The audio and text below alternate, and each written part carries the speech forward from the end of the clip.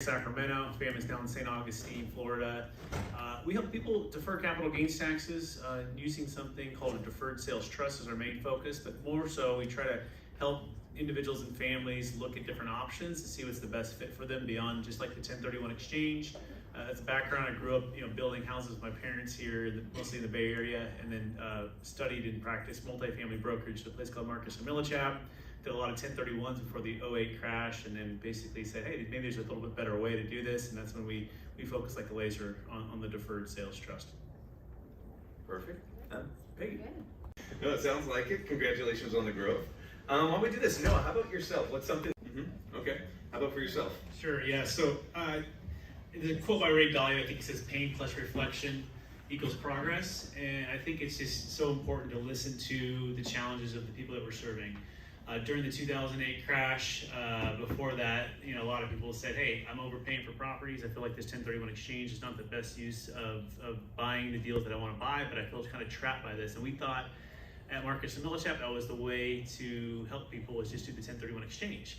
And then it wasn't when people had too much debt, not enough liquidity or diversification. And so listening and seeing and sensing that pain and seeing the turmoil. I was in Sacramento, is one of the biggest boom bust cities, I think, in the country. In fact, I think Lincoln at the time was the fastest growing city in America in 2006. And so I just saw the pain, and we reflected and had an opportunity to meet somebody who had a special solution that was beyond the 1031 exchange. And being in commercial real estate my whole life, it was kind of like an old dog, new tricks. It was tough. And so just being willing to learn something that was new and a little bit different, but provided a direct solution to the problem, which is timing. And we're seeing that even right now with investments, that interest rates are typically higher than the cap rates, right? And maybe sellers will come around at a certain point. But in the meantime, what do we need? We need an opportunity to have powder dry, tax deferred, diversified, liquid, and ready to pounce on opportunities. And so understanding the key problem and then providing a key solution to that and being that guide along the way is going to make all the difference. And so we just focus like a laser on that every single day, and then partnering with those who've already proven a track record. I think Jacob said it well in a couple panels ago, finding the best multifamily and mobile home park, self-storage operators. That happens to be more our focus and our love, right? But also our clients have their own niches of business that they can go into. So having that flexibility with the vehicle that can do that, and you put those things together, then it just tends to work. And for others that have that same laser focus as you, do you differentiate yourself by trying to build those relationships first and just nurse those, or what do you do? That's a great question. So we have the podcast, the YouTube channel. We bring on amazing people like Richard who are best in class at what they do, and then we partner with those that do. And our niche is the deferred sales trust. So my company is Capital Gains Tax Solutions, and so we do have a deep understanding of 1031 exchanges, Delaware statutory trust, donor advised funds. But we're not going to be doing those. We're going to put those to the best. So we're going to bring in the best, and we're going to be the best in our niche space, and then we're going to strategically align of those others who are doing those niches. Okay. Perfect. And Peggy, how about yourself? You should come on our show. I'd love to. Okay, good. So strategy is super important. Everything. I love it. And I think a few of you talked about doing a show together. I know you talked about your radio program. What's the number one way to, educate people about your space or the investment opportunity or this growth? So is there a certain channel that you use? Is there a certain audience that you go for whether it's someone who's providing network solutions or doing this diversified real estate project or on the tax side? What's sort of your focus of trying to educate those in the space? And Peggy, why don't we start with you? Okay, so we have a show. Noah, how about yourself? I mean, I think with any business, warm leads. Okay, and Brett? All of those things, plus I think kind of Richard said it well too, influence the influencers, right? So a strategy called the Dream 100. So who are the top 100 people, if you had a chance to show your service or the value that you could bring, that would be the big domino that their list of the people they influence would come and be receptive to what you provide. So make a list of the top 100, if it's commercial real estate brokers, if it's M&A advisors, if it's estate planning attorneys, CPAs, whatever that particular person is.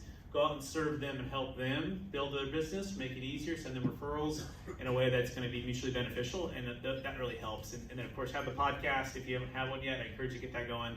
YouTube channel, we start recording content. When I first got on a video, I wasn't excited about getting on video, but I did it anyways. And fast forward, we have a best-selling book now, and we've had a chance to get Kevin Harrington runs from Shark Tank in the book with us, and that's helped as well to kind of implement that Dream 100 strategy. So and then hire a full-time video editor, podcast editor, So you're not doing that stuff. You're doing other things. You're creating content, but they're the ones that are organizing it and putting it out to all the different channels. Yeah, well, that makes sense. I guess something too is also knowing who you're trying to reach and then how they want to digest that information and educational things. So if they're only into podcasts, if they're into YouTube, that's great. You know, they probably might not be making TikTok videos, or maybe they are if that's your audience. So make sure like what you're delivering is something that they're looking for, or make sure that's part of like a thought through process of the funnel and pipeline that you're trying to build. But how about for yourself? Are there any questions out in the audience before we go to my next one? If not, we can continue, but just want to make sure we get them. And same thing, if you're on Whova or if you're doing our live stream, if you have a question, make sure you guys can write it in and we can see those too. But why don't we do this? I guess same thing as well. Why don't you talk about region-wise though? So exponential growth, is there any kind of comparisons that you're finding between the different regions as you're expanding into those different areas? Or anything that you're seeing that way for anyone here that might be looking to get into different regions, or perhaps are talking to investors in different spaces? Absolutely. I mean, that makes sense. And is everyone here, where are your regions? Are they mostly focused here in the US? Yeah. Yes. No, makes sense.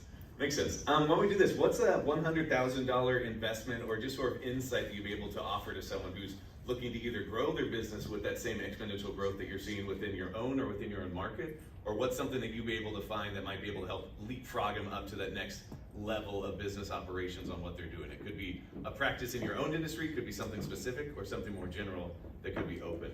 Peggy? Well, real estate is too dangerous. Our job is to protect the investor. Mm-hmm. No, that makes sense. Brett, how about yourself? Yeah, tomorrow I'll be speaking on this a little bit more, but what does $84 trillion mean to you, America, and investors? And so if you're in the business of raising capital, you really got to understand where the capital is coming from. A couple people have touched on it. The largest wealth transfer in the history of the planet is happening now in the next 18 or so years. Estimated 84 trillion, different numbers on that, but Marcus Millichap, John Chang talked about that. And so understanding where the capital is coming from is so important. And then the question is, what's the bridge to help the capital to flow into your deal, your opportunity? And that's where we focus like a laser on what's called tax flow, not just cash flow. The tax flow has to do with the capital gains tax. Somewhere between 25 and 50% of the proceeds are going to be wiped out with depreciation recapture, depending on what state you're in, and what kind of asset you own. So understanding just that nuance, that it's death and taxes are so crucial. And if you can be a part of helping to solve that, that's going to be a big way to propel your business because you're offering more value, more solutions to just for people who are exiting highly appreciated assets. And that's primary homes, that's cryptocurrency. That's a great example. We helped a couple of crypto people exit a few years before the crash. And so understanding that this is a big pain point they went through, reflecting on what happened and saying, how do I be in front of the curve if it does come back for people who want to be in real estate? Understand that a lot of people who are in crypto actually want to be in real estate, right? So understand those connections and understand how to bridge that gap and be that resource for people can help you to raise more capital, invest in more deals, and hopefully grow your business. That makes sense. No? Yeah, I mean, Not yet. Yeah, I can see some heads. Let's see. Okay, no questions yet. That's okay. All right, so for this next one, why don't we actually talk about specific examples that are particular to yourselves? I know that we're coming out of COVID. We're now doing these live events. I know that you've talked about what you did during COVID, and now we're sort of in this hybrid model. And I know for some of it is how do you actually, I guess, plan, mitigate, try to actually like de-risk that where the exponential growth is going to be coming from, whether it's on the real estate side of things, if it's on that actual transition of wealth. How are you actually trying to navigate that to get ahead of the curve in those particular areas in your niche? So maybe it's just from doing those interviews and talking to other experts in that space. Is it something that you're doing on other market research outside of what's available to everyone else? What are you trying to actually do in your particular space to actually identify not just where the exponential growth has been, but then also where is it going? Because other people are going to start catching up to you. So how do you get to that next one? Like, what are you guys looking at as that next step? Does that make sense? So why don't we start, I guess, yeah, let's go on the transfer of wealth side. Yeah, sure. So it sounds like how do you get the edge to find out investments that make sense and that are going to be, I guess, winners? Maybe that's a good way to summarize that. I think it goes back to finding those who have the extensive track record of performance and best in class in their niche focus. And for me, I work with wealth advisors that are amazing at what they do, certified financial planners that are amazing at what they do. And then I also work with best-in-class commercial real estate operators and developers, right? In mobile home parks and multifamily and self-storage and industrial. I also personally invest into these deals and underwrite deals and have that extensive background, so that helps me to understand the language of that. And when I don't have that particular language, I'm bringing in that expert in that. And so on the tax side, we work with a CPA and tax return with my business partner, and he's incredible at what he does. And I think it's just spending like those 10,000 hours and over many years, going back since 2009, and just absorbing and learning from someone who's way far ahead as a CPA and a tax attorney. That's how I've absorbed that, and I fell in love with what it could do. I think connecting that, falling in love with what it could do for those that you're serving, you feel called to serve, with your unique gift and skill set, and then continuing to maximize the impact for as many people as you can. That, I think that aids into everything you're doing here. For sure, and I think that's something that will set you apart as well, because once again, someone might have the exact same type of deal, but if they actually don't trust you, if you don't get along with them, or if they don't actually get past that first gate, well, in that introduction, it's not going to matter, and they're going to see through whether you don't have passion, whether you don't believe in it, and that stuff comes across as sort of a unspoken skill that some people don't have, or maybe they don't have the passion or can't show it, so that's good that you can. Peggy, how about yourself? Bigger than what they're thinking right now, but would you give any advice or any recommendations for what you're seeing? Because you might have a different perspective than Well, I like to work with Bridget. She's got some great connections, and we'd be thrilled to teach them about investing, because that's what we do. If we like the deal, we'll invest ourselves, but it's got to be a really good deal. Or as I tell all of our clients, if it's not good enough for me, what's something that you actually look for to try to get that that way? Yeah, I mean, we try to get as much market data that's out there for each region that we're in, just every different aspect, commercial real estate, land, residential real estate. So really just try to get the best data sources and study that and make. And as I said before, I mean, we never even thought we were going to be in AI.